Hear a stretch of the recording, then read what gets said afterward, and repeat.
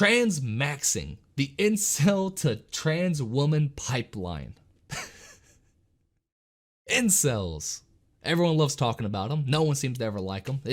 And they actually mentioned this, right? They mentioned the fact of that they are hated from both sides of the aisle. That the leftists hate them because they call them misogynist, and all of us on the right hate them because they're not masculine enough and they're not taking responsibility for themselves. And it's true. It's very true. And so these are people who are left without a home, without any really good group of people to be around other than other incels. And for those of you who don't know, just in case, incel is a term to reference people who are involuntarily celibate, meaning they can't get laid. They want to, they can't. They're celibate not by choice. And it's sad. It's really sad because society does not help these people. They just really don't. And I really do feel bad for a lot of these guys because, I mean, in a different world, I easily could have been one. Like 100%. I mean, I'm not much to look at now, but when I was younger, I was way worse than what I am now. Like it was evil. I looked awful. I didn't have my first girlfriend until I was in 12th grade. I didn't have my first kiss until I didn't have my first kiss until I was a senior in high school, okay? The relationship didn't last long because I didn't know how to treat her, so of course it just broke all apart. And it still took a while for me to eventually get to the point where I could kind of consistently get a girlfriend. And if I didn't have a good family structure, if I didn't have a good father or a good mother, you know, a good family who loved her very much, who cared for me as well, if I didn't have my dad, you know, constantly trying to give me advice and try to help me, I easily could have became one of these kind of guys who at age 30 are just doing absolutely nothing with their life except putting on a VR headset and watching too much porn. Like I easily could have been that. And to a certain extent, I was going that direction. Like I was a total porn addict for a good long while. I'm talking like 3 times a day type stuff. I mean, just awful, awful stuff. And I had to snap out of it. And the only reason I was able to snap out of it is because I had people around me who weren't that, who helped me through it. So when I see what's happening to a lot of these incels here, I have to admit, I do feel sort of conflicted because part of me just wants to slap them upside the face and say, just man the up. But there is something going on here, and it has to do with a lot of what we're doing in society. I mean, really think about it. All forms of media basically tell men to be an incel, whether you want to believe it or not. Most forms of media really do. They tell men if you're overly confident, that's a negative thing. Oh, if you're very well accomplished, well, you're probably the bad guy. In many ways, for a lot of sitcoms, take How I Met Your Mother as a great example. All right, they make Ted, who at first in the first few seasons is kind of just a normal kind of shy, not even that shy of a guy actually. He's a pretty normal guy. But by the end of the show, they've now transformed him into this very weak and benign guy who can't play basketball, who can't, totally uncoordinated, has no real confidence to him. They turn him into basically what an incel is, yet for the show, of course, he gets the woman, he still is getting laid consistently and all this kinds of stuff, right? Even Barney, to a certain extent, is not a very masculine guy, right? Yeah, he's sleeping around nonstop. When guys are looking, especially young men are looking at especially TV shows and looking at the guys who are put up on pedestals as, hey, here are the guys that, you know, you should be like, a lot of the times, it's not the kind of guy you should be. It does kind of fit the mold of an incel, except they do get laid. So then they go into a world and expect that if they act that same way, they'll also get a girlfriend. They'll also, you know, they'll also be able to get married and have kids acting in that same fashion when it's just simply not true. That's not what people want in reality. That's not what women want in reality. What women want is the 2 C's. All right, they want confidence and competence. All right, they want a man who's confident in themselves and their abilities. They want a man who, of course, has the abilities. They want people who are competent, people who can actually take care of themselves, take care of them, take care of the family. That's what they really want. Yet, media tells guys constantly, especially young men, women want a guy who's soft and caring and emotional and da-da-da-da-da-da-da. When the reality is, no, we should be masculine. We should have traditional masculine roles. That is what we need to do. That is what we are meant to be. You'll be happier if you go to the gym. You'll be happier if you start working hard. You'll be happier if you commit yourself to improving each and every day. You will not be happy being like the men you see on sitcoms. It's just not how it's going to be. But I'm going a bit too far into this. Let's hop into this article real quick here. Why a community of depressed young men with nothing to lose is convinced the only way out of their misery is gender transition. That a large and growing subset of men are literally incapable of getting laid is a seemingly benign issue that actually impacts our entire society, intersecting every controversial topic from technology addiction and toxic masculinity to the population crash. 100% accurate. 100%. This really does. They act like it's no big deal. Like a lot of people act like these guys not being able to get laid is just no big deal. Who cares? Listen, this is a big deal. It truly is. A guy who's not able to find a committed relationship with a woman, who's basically constantly being rejected again and again and again. Listen, you women out there, you don't understand this, but the guys who are successful get rejected more than they get accepted. So what happens when a guy's told about 100 times over, no, no, no, no, no? The reality is he can do one of two things. He can either realize there's something wrong with him, which I think most of us who have actually got married and have families and all at one point did realize that, hey, we were lacking in some areas and we needed to improve because, let's face it, as Jordan Peterson said, either you're wrong or everyone else is wrong. More than likely, it's you. So you can either take the route of self-improvement, or you can fall into an absolute pit of despair where it's almost impossible to climb out of, where it leads to, of course, just drug addictions, pornography addictions, to even suicide. It is a dark, dark, dark hole that these people fall down in. And this does intersect every controversial chart they're pointing here, right? Technology addictions, major among incels. And when you look at, of course, again, like I'm talking about when it comes to pornography addiction, very, very heavy among them because it's that instant gratification they get from it, right? It's that dopamine release they actually get from it. What they should be getting from actual human connection, they're now getting from a machine. They're getting from becoming, be honest, a voyeurist. They're watching other people instead of participating themselves. That is what they're getting off to. That's going to with your mind. It does your mind. All right, there's a reason why actually our generation, millennials especially, and I think Gen Z is experiencing this too, we have one of the highest rates of erectile dysfunction ever in the history of the world. One of the highest rates ever in the world. 30-year-olds have an ED rate higher than that of 70-year-olds. You want to know why? Because of porn addiction. I know from experience. It sucks, but it's true, right? When I did watch it way too much, guess what? I couldn't perform. I wasn't able to do it.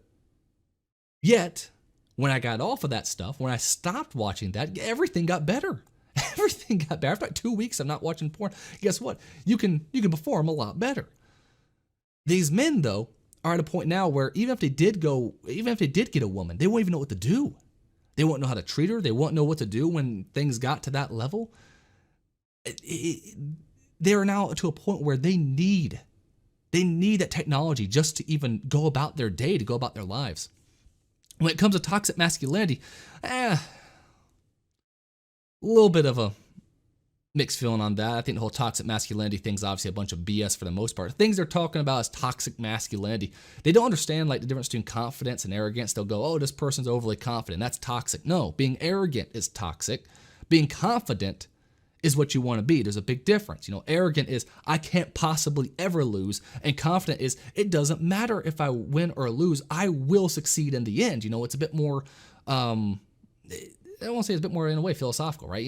Confidence has a lot more to it than just I will not win or I will not lose. That's not what confidence is. Confidence is no matter what, it's going to be all right because I will succeed. It's totally different than, of course, unfiltered arrogance. So toxic masculinity thing, population crash, of course. No one's having kids anymore. Why should men go off and have kids when they can just sit there and jerk off in the room all by themselves? I mean, it's sad but true. So right here, but more recently, as the involuntary celibate incel subculture works its way through the funhouse mirror world of the 20th or 21st century, excuse me, I have the hiccups. 21st century internet, it has strangely and perhaps inevitably intersected with the trans community. Long story short, what if you hated women so much you decided to become one? Today, in a whirlwind of incel men becoming girls and dating each other, androgen treatments as a defense against man's own sex drive and the power of women, and the use of sissy hypno porn. Okay, let's say again. Use of sissy hypno porn to force men into womanhood. Okay, real quick. This is the second time I've read through this article. I had to look it up the first time. So apparently the whole sissy stuff is like guys dressed as women but aren't exactly trans having sex with men. It's kind of weird, but I want to say it's like it seems like it's like the stepping stone to becoming trans. It's like the stepping stone of like, okay, first, they put on some dresses and they're still a guy, but they like being the woman during sex, but also not like in a gay way. It's really weird. It's weird. Problem with pornography, right? You have so many degenerate stuff. You have to keep one-upping it again and again and again. And what do you know? Now we have sissy hypno porn.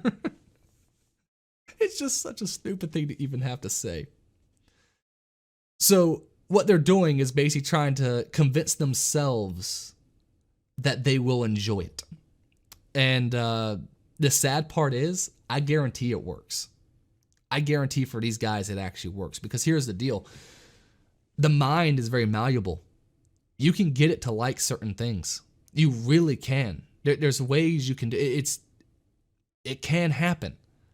Right? I mean, there are plenty of people who they started with like regular pornography and then went to this, went down the rabbit hole of just horrendous things, and now they got some really weird fetishes they didn't have before because they've actually put that in their mind. It's one of the problems of something like pornography.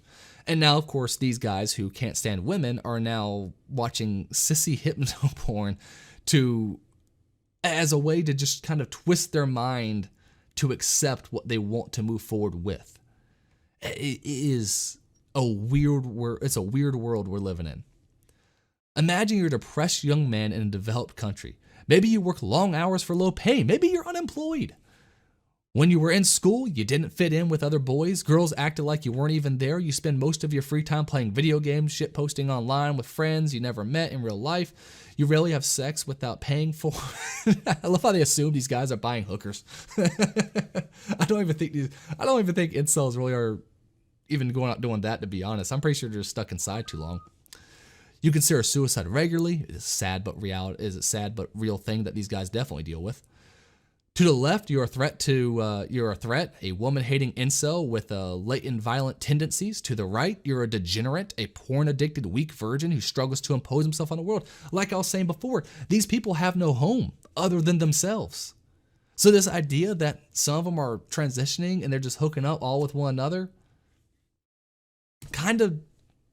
it unfortunately kind of makes sense.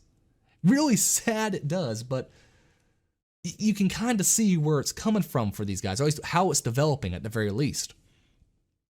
And here's the thing that, they point, stuff like they're playing video games too much. Listen, I love video games. I have a video game channel that I love doing, like video game reviews and live streams and stuff like that. I absolutely do love video games, but listen, there is a problem when you do start playing it way, way, way too much. Don't level up, the character in a video game, level up yourself, as I don't know who said that, but I know it wasn't me. There's people who do play it way, way, way too much who are to a point addicted to it. And when they're talking about here, with, they don't fit in with guys, like the traditional guys, and girls out like they don't even exist. Listen, this is a real problem these guys are facing. And it's sad. I mean, again, you women out there don't understand this, what it's like to be rejected all the damn time. To say that, and mind you, whenever these guys are getting rejected, after like the 20th time they're rejected, what they're probably going to be thinking is, no one will ever love me. Can you even imagine what that would be like in your life if you felt no one would ever love you?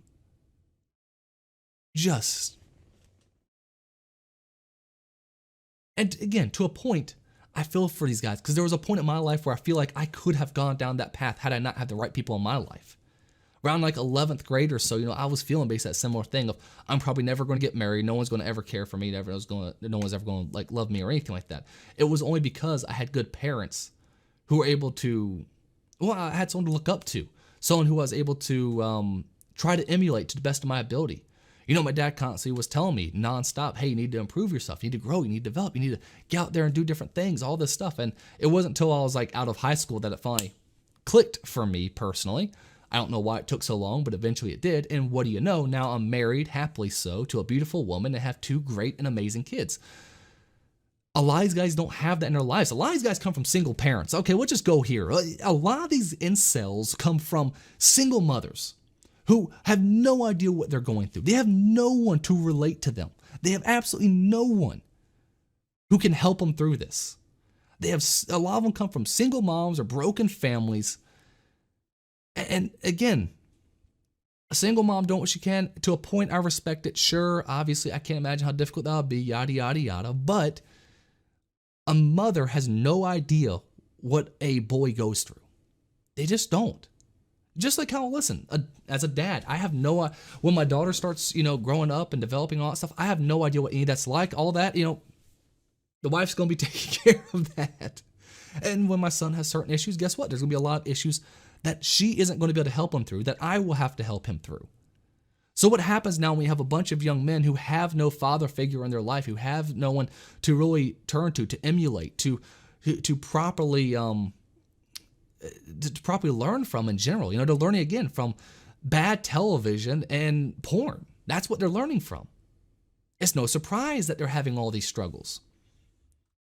So, Octavian, where do you go from here? Do you integrate yourself with SJWs or with the Chads? Oh, Chad thing's so dumb. Do you succumb to the temptation to commit suicide? Many do. Many do. All right, the suicide rate in this country is that's a whole nother conversation, but it is horrendous. It truly is horrendous. And a lot of these guys, it is extremely high suicide rate for a lot of these guys. Now, admittedly, if they transition, that doesn't really help too much. I mean, what's the suicide rate for trans people? Like, it's like 50% almost. So I don't think it helps probably too much on that front, but it is a real issue they're facing. And it's bigger than I think most people want to give credit to. For some men, the solution to the despair of living as an isolated, unhappy male is straightforward: become a woman. They call themselves transmaxers, which is, I guess is a decent name if you're going to use it for, publicity's sake. And that's transmaxers. I'll give it to them. That's a good name. And they believe gender transition can be an effective tool of escaping the misery of involuntary celibacy, social isolation, and professional mediocrity. More broadly, they see transition as a potentially revolutionary response to a world where the combination of industrialization and biomedical technologies such as vitro fertilization, sperm donation has eroded the financial and reproductive opportunities previously available to most men. Man, that's a mouthful. I want to point something out here. They're not wrong.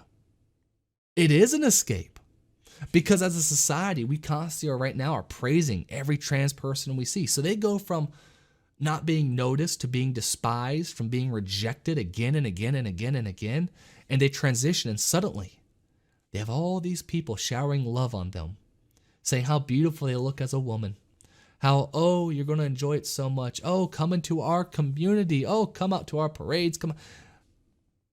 And that is the appeal. Not only that, but when it comes to professional life, let's face it, you can't really fire someone who's trans these days without being accused of some kind of bigotry, so most people don't fire them.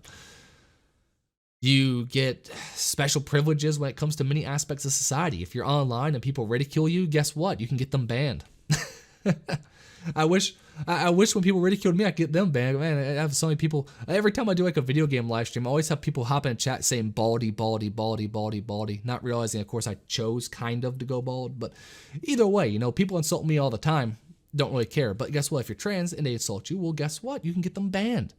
So these incels are finding a way to gain acceptance in a community. They're finding a way to get acceptance by society and getting protections they otherwise had been denied. So why wouldn't they go for it? I mean, it's terrible. It's awful, obviously. Like, I mean, I'm not for it. I'd rather see them go to a gym a little bit, work out, go on a couple runs, actually maybe get just really focus on work a little bit, read a couple books, just read Meditations by Marcus Aurelius, okay? I mean, one second.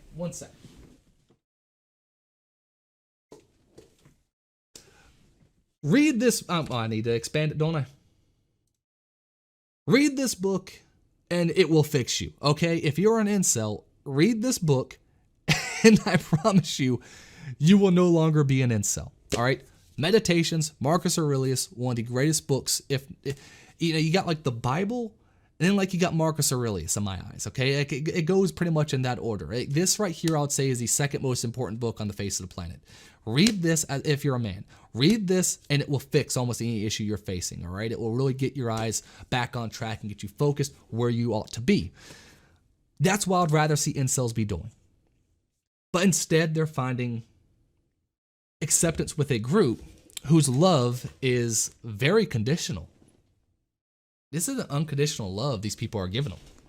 It's very conditional. It's on a condition they take hormones they shouldn't be taking, change their entire body, change everything about them, and then they will be accepted. It's kind of like the reverse of what we're always told. We're told, don't change things about you to fit in with greater society as a whole. Yet when it comes to this particular issue, they're changing everything, and not in a healthy way. Because even I'll say, guess what? You should change for society as a whole. All right, I'm sorry. Like, if you're a lazy, good for nothing, just punk, like, yeah, you should change and become a better man. However, in this instance, where the changes that you need to take should be helpful and healthy. In this case, they're destructive, extremely so. Now, I'm not sure how popular this really is. I don't know how many people are actually transitioning from incel to trans woman. I don't know. For all I know, this person found like 2 people and is writing a whole article saying it's a new crazy fad like the media likes to do.